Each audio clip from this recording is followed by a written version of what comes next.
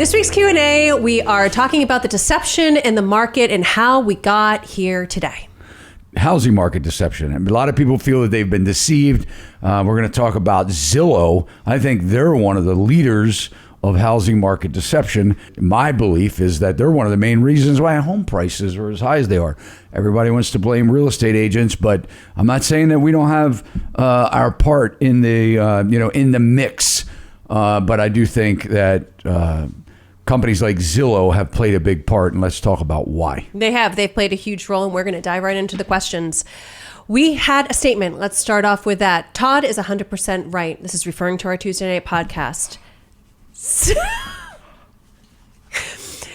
Sellers use Zillow as their gospel for home prices because estimates are mostly overinflated. Zillow won't take into account if the neighbor's kitchen has been updated or the age of the water heater. Yeah, I like to hear when Todd's 100% right. You know, that's kind of cool, huh? I mean, it's very nice.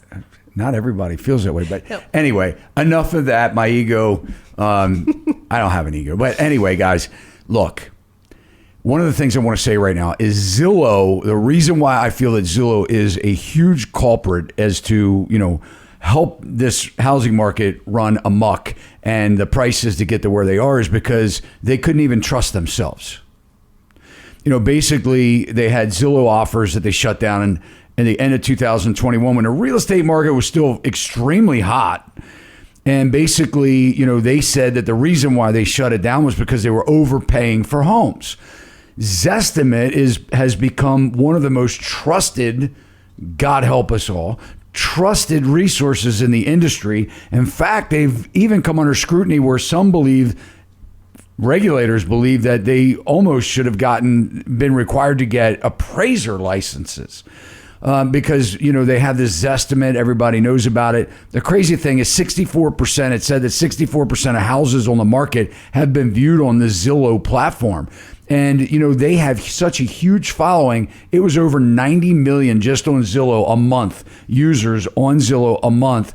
And if you combine that with Trulia, you're over 100 million viewers a month in the heat of the market, from their website traffic. They shut down Zillow offers because they were buying it based on their own valuation algorithm that they said couldn't be trusted, right? They're the ones that said that. We were shutting it down because we're losing money on houses. So my question here, guys, is that if we're trusting Zillow to, when you're a buyer and you're driving down the road and you're like, cool, I want to see this house, and you pull it up on your phone and you're like, well, Zillow says it's worth $385,000. When you're paying $525,000, you're like, well, Zillow says it's worth, $485,000. So, hey, it must be almost worth that much, right? And then sellers also are depending on that information, and they're looking at it going, oh, well, Zillow says our house should be worth $850,000. So that's how much it is. I think they're partly to blame in this, in where we got to where we are today. Mm-hmm. We had a viewer who had a thought about Zillow being connected to the Federal Reserve, went on to say, I think Zillow is run by the Federal Reserve. They started buying homes December of 2019. How could they lose money if that was their goal? I think many others are like BlackRock. The Federal Reserve loses money. My gosh, they don't have to balance anything, do they? Does our government have to balance anything? $500 million is what was said that Zillow lost on the remaining homes after they decided to, basically close up shop.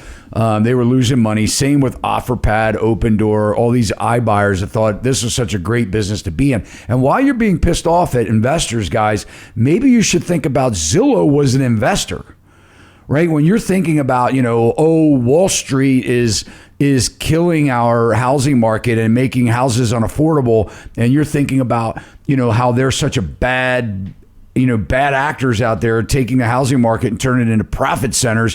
What do you think Zillow is doing? Not only that, guys, but they sell your leads they sell our leads back to us. So, real estate agents put the information in the MLS.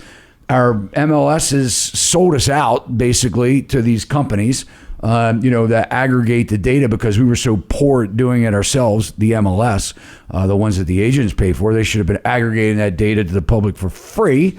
all the money that they're collecting from agents, but instead they're, aggregating it to sites like Zillow that in turn takes that information that the agent has, your listing, right, that the agent has entered in the computer, and then guys, they sell that lead over and over and over and over and over and over again, right? They sell leads to agents, get to buy them back when it should be coming to the agent. So if anybody's keeping the market, at an elevated state here, I would say that they are helping to do so, in my opinion. So, Todd, let's take a second and talk about the investors. We had another comment come in. In this YouTube, you mentioned 30% of the buyers are investment companies, and this started during the Obama administration. Did he change any of the rules associated with investment companies buying up a third of all the real estate? Yeah, well, according to the National Association of Realtors, that's where this data comes from, that at least a third, I think it's been over a third for several years now, have been investors. Mm-hmm. Another third, first-time buyers. And I think that's declined because of the affordability issue we've had in the last couple of years. But yeah, Obama's the one that actually bundled up these loans. So in the financial crisis, when millions and millions and millions of people were losing their homes, and some of them just bailed out, threw in the keys, said I'm not going to continue to pay for this house because my neighbor just sold for $150,000 less than me. And basically, what Obama did was, these neighborhoods were actually being plagued. I mean, it was a problem. I don't know if you all remember, but I mean, you would drive down the neighborhood and grass would be 2-3 feet tall because they were vacant. They look abandoned. They look vacant. People had swimming pools that weren't covered up. They were hazardous. It was all kinds of crazy, like, lions and tigers and bears in the front yard and, attacking people walking down the street, trying to get in their exercise and stuff like that. And, basically what happened was he bundled up all these loans and said, how can we get somebody to take these in mass quantities? So he bundled them up, shipped them off to Wall Street. They obliged. They said, absolutely, we would love to have them for pennies on the dollar, and we'll take it. But the condition was that they had to fix them up. They had to make sure the grass was getting cut, and then they needed to rent them back to the same people that lost them in foreclosures. Maybe not the exact same people, but you get my point. Mm-hmm. And basically, that was the taste. That was like the vampire sucking on the first victim, right? I mean, just tasting the blood for the first time, and it was good, right? They were like, this tastes pretty good. So what they did was they actually started making money. And then as that was kind of like the bottom when we were at like 2012. It was the short sale act, where they allowed people for a period of time to get out from what they owed. They've jammed the totals, the balances down through the bank's throats. They bailed them out, but they picked and chose who was the winners and who was the losers. And some banks got really rich and other banks went out of business. And basically what happened was Wall Street had the taste of it, right? Mm-hmm. I go, man, this is crazy. This is good. So then as the industry had bottomed out and started to climb back up again, we started seeing all of these companies emerge where they were pulling money, and they're like, man, we're going to buy up as many houses as we can because people need to live somewhere. And that was the start of, I think, this whole mess that we have with institutional buyers buying single family houses.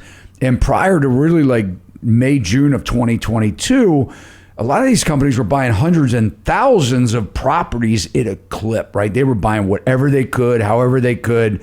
And Zillow part of that. Yeah. And the issue became, now what we're dealing with is like 1 in 4 single family houses are owned by companies. And we've taken something that historically has been a great part of, America, and that's, mom and pop landlords that provide a service because it's needed. Not everybody's ready. I think it's like 52% of renters can't afford to buy a house. So when you take the rest, they're waiting to buy a house, but there's no inventory for them. But when you start gobbling up these houses and making, turning them into, big business, not just the mom and pop shops that has fed America their rental properties for years and years and years and years. we're dealing with a complete different beast now. And but yes, that was something. I'm not blaming Obama, not blaming him. I mean, when Obama took office, sort of like whoever's going to take office in 2024, they're going to be dealing with a bag of crap. Right. And I think that's what's going to happen. Right now, everything's propped up. And people are saying, oh, the housing market's not a bubble. It's not going to crash. Believe me, what is happening right now is going to land in the lap of whoever takes office, the next president that takes office, right? They're going to deal with it just like Obama had to deal with it and get us out of one of the hardest financial times in American history. I believe that we're like at 2.0 right now. That was a fully loaded answer. Boom. I mean, we had everything in there from lions, tigers, and bears to vampires. Man, and I'm just getting started. Oh, I know. We're just getting cranked up. That's right. Come on. And guys, I haven't seen these questions. So I have no idea. No, give me one What's second coming? Here, there just like rapid fire. Okay. And while she's still trying to figure it out, cruise on over to our Instagram and our TikTok because, guys, we are like focusing on it. I think we have 574 followers on our Instagram. I mean, we're killing it. I know. Man. It's great. I know a lot of people have like hundreds of thousands and millions, but I mean, hey, 500 and some is a lot, man. That's like an auditorium. We've upped our game now. It's great. It's like an auditorium, a big auditorium. A big auditorium. So cruise on over, Instagram, follow us, and subscribe to our TikTok or whatever the heck you call it. I struggle with that. I know. TikTok. Well, each platform is different. So, yes. I think of never mind. That's okay. We don't want to bore these people. No, we don't. They're like, come on, Moving on. give us the Next question. So, how about this one, Todd? Did real estate get a lot more expensive, or did the dollar just lose value? Moving on. I'm still trying to get my gold coins. You know what I mean? It's like everybody's like, you should have. And one thing, and I'm not a big fan of Dave Ramsey other than, man, he's a powerhouse, right? I mean, I wish I had the following that Dave Ramsey has. But you know what? I heard him say something very interesting. Somebody's like, you got to have physical gold. You got to have physical silver and gold. And he's like, what? Because the dollar's going to collapse. He said, come on, man. If the dollar collapses, you don't need physical gold and silver. You need bullets. Oh. I was like, that's a good point. I mean, geez. I mean, silver and gold, what does that get you? I mean, you're going to be that guy that has all the gold. Oh, by the way, guys, hey, the dollar's collapsed, but I got all the gold. I don't think so. I don't think so. Interesting. I just want food. Yeah. And water. Food, water. Right. For sure. And a horse. I mean, a horse would be good. At least for transportation. Yeah. Okay. We're going to move on to some more questions. I can't answer these collapsing dollars or whether houses are more expensive. Houses are more expensive. If you have a $170,000 median home price and it's $440,000 today, the home is more expensive, right? Here's the thing. We know that house prices since 2000 to 2023 have gone up 159%. The houses are way more expensive, right? Now, is the dollar worth less? Sure, inflation, the dollar's worth less. Things cost more, your dollar doesn't go as far, right? But we're getting a double whammy. We got expensive house prices, the dollar's declining. So, inflation has outpaced wage growth. Wage growth is along the same line there. From 2000 to 2023, wage growth has gone up 33%. So you got houses at 159% price increase, wage growth at 33% increase. The numbers don't work. Right. And for those people out there that say that we're not in a housing bubble, come on, man. How ridiculous does that sound? 33% wage growth in 23 years, 159% house growth in 23 years. And 40% of the house growth, guys, came in the last 2 years. Over 40% now, because they're still saying that year over year, it's gone up 4 or 5%. So we're looking at, last 3 years, 45% house prices have increased. Come on, this is an everything bubble. Let's talk about the FOMO. We had a question here. I'm wondering if people that bought in FOMO realize they can't afford the house and will end up selling. Selling if they can. I mean, that's the problem too. 10% is what you need on average. 10% equity in the house to order to pay transfer recordation fees, commissions, whatever. If the new buyer now demands repairs, which didn't happen before. So chances are the buyers that are in remorse, they're in remorse because they overpaid and they bought a house that's a money pit. Now they're realizing that they want to sell it, and they're going to have to fix stuff to do so, because the next buyer, now that the frenzy is over, is going to say, we want a home inspection. And not only that, but we want things fixed because we're way more educated and smarter now that we've been watching Sachs Realty's podcast. So now the issue is this, guys. Will they just turn the keys in? And, that's not, I don't say that lightly. It's not a joke, right? But I believe that a certain amount of buyers over the last couple of years are in a position where they're one financial crisis, personal financial crisis away from devastation. They're not the ones that had 40% equity in their house.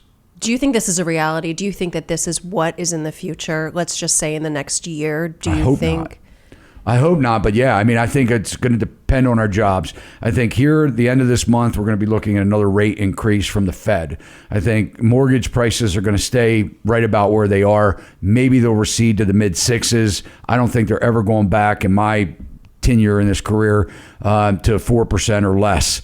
Never have they in the history of the United States lending, so why would they, right? The Fed artificially dropped interest rates to stimulate everything, right? And that's what they did. Mm-hmm. Problem is, in my opinion, they left it that way too long. So now with sustained higher mortgage prices, there are, rates and high home prices, something has to give, right?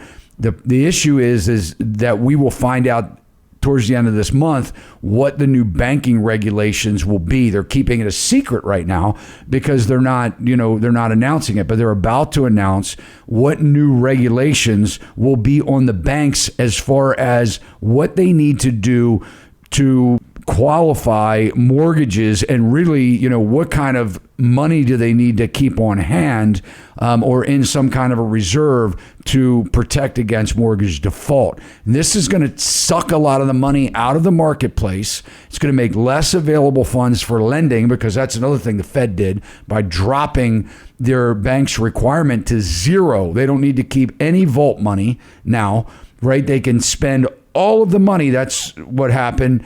The current administration has done is they dropped out the need for banks to keep any cash on hand. And what that means is they can lend out all the money that they bring in deposits, just about all of it, right? Except for operational, paying salaries and stuff. They can invest all that into loans. That's why we're in one of the jackpots in the banking industry that we're in right now. So now when they're like, oh, you can't do that anymore, you're going to have to keep more money in reserve or an escrow or whatever, it's going to suck the money out of the market that is available to lend. The lenders are then going to look at the top tier borrowers and say, we'll lend our money here. The other ones are going to be too risky. So then the Fed's going to have to make a decision. Do they put more money in stimulus and add to the quantitative easing, which would just increase the debt for the Fed and eat up more tax dollars? All right, Todd, are foreclosure rates rising this year? Oh, man, the answer to that. We're doing everything we can to prevent them. Yes, foreclosures are rising. According to Black Knight, they've gone up a little bit, but we're still dealing with bailouts. So they don't want foreclosures to happen at the White House, right? For many, many reasons. It's not fun throwing people on the street, but hey, why should we have to pay the bank our mortgage when when there's cash there that could help out? You still have the American Rescue Act that is still funded in a lot of states. So when they stopped the mortgage moratorium and said that you can actually be foreclosed on and thrown out, they started the American Rescue Act, I think it was in July of 21, where they gave the states money to be able to hand out to people that were struggling with housing related costs. That didn't seem to work quite enough, that now they're bumped up the amount of 30% of the mortgage of the defaulting borrower. If it's an FHA loan, 30% of their mortgage balance can be taken out of there, thrown on the back end of the loan 30 years from now or 25 years from now, whenever their 30-year note is up. And maybe it's 40. But they basically are taking out huge principal, reducing the payments for people that are in default, and now they're recasting it into 40-year mortgages. So they're doing everything they can, and I think now people that have bad credit scores actually pay less in fees than people with good credit scores when you're buying a house. So now you people that have been working very hard for your credit to maintain your 700 and 800 credit scores are going to be penalized or are being penalized. Yes, it is. And I mean, it's in the news that the car repossessions are up. So it's definitely a rough time for many people. 7 years people were financing cars for. Well, it doesn't make any sense. Ridiculous. Yeah. I can remember when 5 years was bad, and they're going to say, "Oh, that's because you're old." I'm not old. I've just been around. You've been around. I remember back when. It doesn't mean I'm old. And no, I didn't walk 3 feet of snow to school both ways. There was a somebody comment. commented. Someone commented recently. that. Yeah. Like, yeah, Todd used to walk to school both ways. 3 feet of snow. No, it didn't happen. All right, guys. There you have it. Those are the top questions for this week. And if I haven't mentioned it, cruise on over to our Instagram and our TikTok and like, follow, subscribe, or whatever it is that you do. I think it's pretty cool content, and we're like reaching for like the Gen Zs. You guys out there, we're cool.